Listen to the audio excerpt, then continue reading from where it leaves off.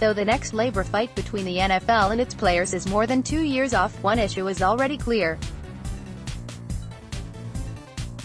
Avoiding a work stoppage in 2021 could depend on whether players can secure more guaranteed money in the next collective bargaining negotiations with the league. You can't look at it in a vacuum, because all these contracts are different, Union President Eric Winston said.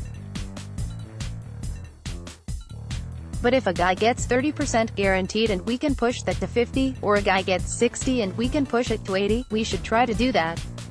It should be on the minds of everybody. The current collective bargaining agreement expires a little more than 2 years after next Sunday's Super Bowl, and some players are already expecting a lockout that could be even worse than the one that lasted 132 days before the previous agreement was signed in 2011. Though the league's biggest stars receive hefty signing bonuses, which gives them money in pocket before they play down, the push for more guaranteed money across the life of contracts has slowly picked up steam over the past few seasons. The contract holdouts by Le'Veon Bell and Earl Thomas this season put the issue into vivid focus. To protect against future injury, Bell refused to sign a one-year contract as Pittsburgh's franchise player, and Thomas held out for a new contract before his current one expired. Bell never played. Thomas came back and broke his leg.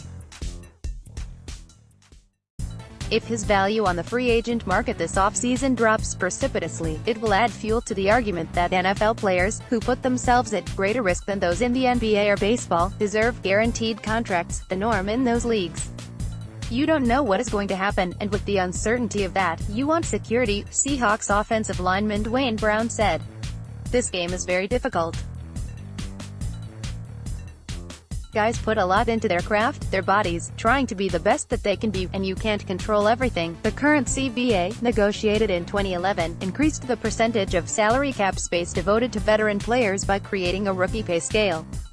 Though the pay scale has decreased the payout, it has, ironically, resulted in most first-round draft picks contracts being fully guaranteed. Another feature of the contract, the minimum salary benefit, also put the veterans on equal footing with younger players in regard to the salary cap.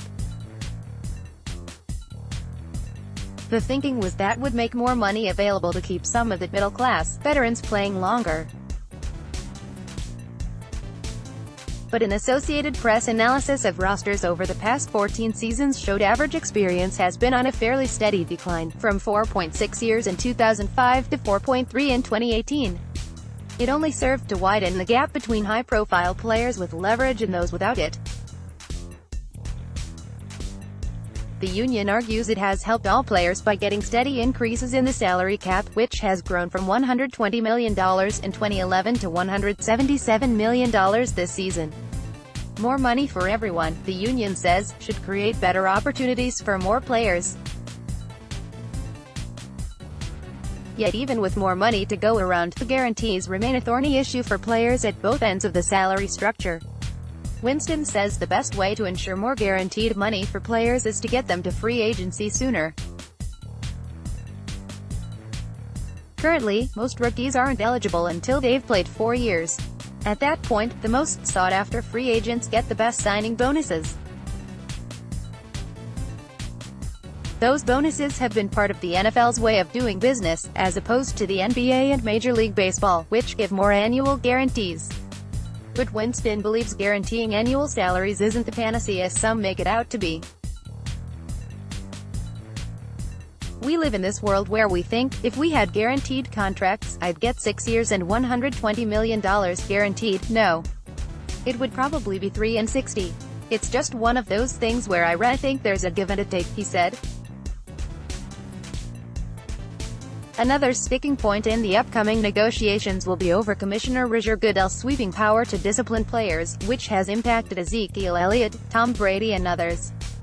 In the last negotiation, players dropped this issue in exchange for other concessions.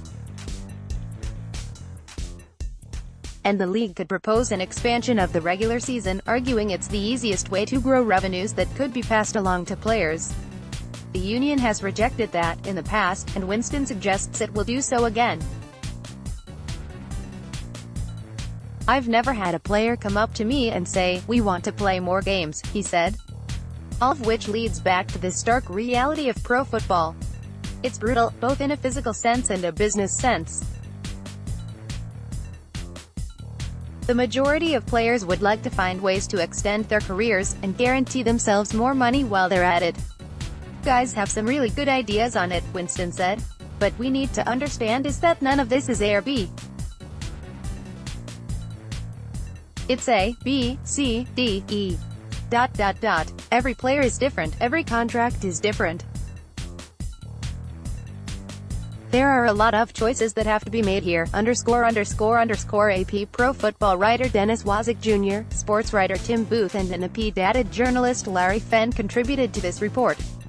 More AP NFL, https://appnews.com/tag/NFL and https://twitter.com/app_NFL